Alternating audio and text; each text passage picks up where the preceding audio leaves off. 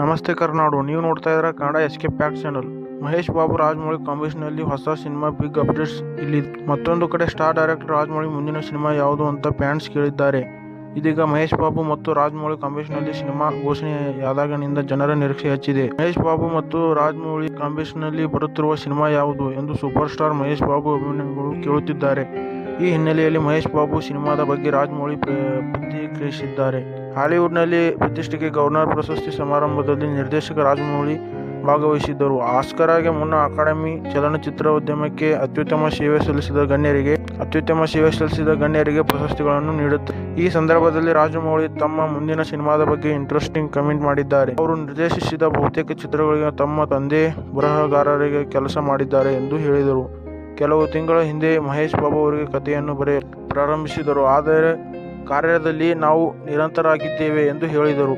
ಇದೊಂದು ಸಾಹಸ ಕಥೆ ಎಂದು ರಾಜಮೌಳಿ ಹೇಳಿದ್ದಾರೆ. ಈ ಜನರಲ್ಲಿ ಸಿನಿಮಾ ಮಾಡಬೇಕು ಎಂಬ ಆಸೆ ಬಹಳ ದಿನಗಳಿಂದ ಇತ್ತು ಎಂದರು. ಮಹೇಶ್ ಬಾಬು ಸಿನಿಮಾದ ಮೂಲಕ ಅವರ ಆಸೆ ಈಡೇರಲಿದೆ. ರಾಜಮೌಳಿ ನೀಡುವ ಸುಳಿವು ಇದೀಗ ಮಹೇಶ್ ಬಾಬು ಅಭಿಮಾನಿಗಳಲ್ಲಿ ಹೊಸ ಉತ್ಸಾಹವನ್ನು ತುಂಬುತ್ತಿದೆ. ಈ ಸಿನಿಮಾ ಖಂಡಿತ ಎಲ್ಲಾ ದಾಖಲೆಯನ್ನು ಬ್ರೇಕ್ ಮಾಡುತ್ತಿದ್ದಾರೆ. ಮಹೇಶ್ ಬಾಬು ಸದ್ಯ ತ್ರಿವಿಕ್ರಮ ಸಿನಿಮಾ ನಿರ್ದೇಶಕರಲ್ಲಿ ಸಿನಿಮಾ ಮಾಡುತ್ತಿದ್ದಾರೆ. ಇದು ಮಹೇಶ್ ಬಾಬು ಅವರ 28ನೇ ಸಿನಿಮಾ. ಈ ಚಿತ್ರದಲ್ಲಿ ಪೂಜಾ ಹೆಗಡೆ ನಾಯಕಿಯಾಗಿ ನಟಿಸುತ್ತಿದ್ದಾರೆ. ಈಗಾಗಲೇ ವೇಳಾಪಟ್ಟಿಯನ್ನು ಪೂರ್ಣಗೊಳಿಸಲಾಗಿದೆ. ಇದಾದ ನಂತರ ರಾಜಮೌಳಿ ಚಿತ್ರ ಸೆಟ್ಟೇರಿದೆ. ಈ ವಿಡಿಯೋ ನಿಮಗೆ ಇಷ್ಟವಾಗಿದ್ದರೆ ಲೈಕ್ ಮಾಡಿ, ಶೇರ್ ಮಾಡಿ ಮತ್ತು ಕಮೆಂಟ್